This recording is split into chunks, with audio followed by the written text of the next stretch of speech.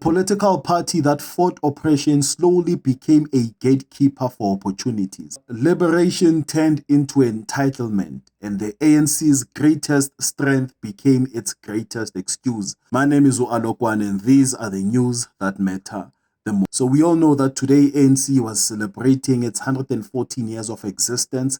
And for 114 years, the ANC has been praised as a liberation movement and blamed as a failed government. Now, if we were to be honest, without the ANC, there is no democratic South Africa as we know it. Now, ANC was founded in 1912, and the ANC gave black South Africans something revolutionary at the time.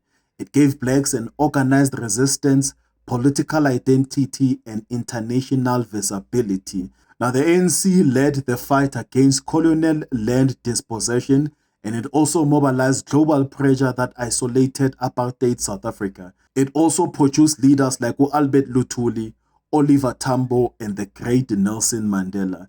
And the ANC also helped to make apartheid morally and economically impossible to sustain. Now, this was not government, this was a sacrifice. There was prison, exile, and death. And again, if we are to be honest, the part of ANC history, it deserves respect forever.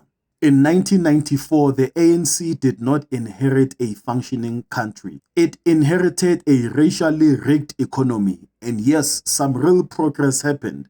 Millions gained access to electricity, water, housing, and social grants.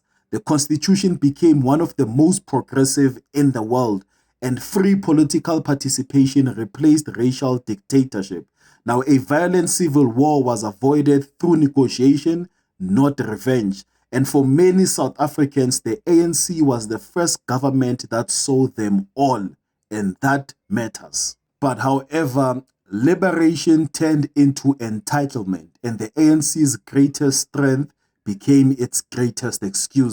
Liberation credentials turned into political immunity, and criticism became a counter-revolutionary, and failure became apartheid's fault 30 years later.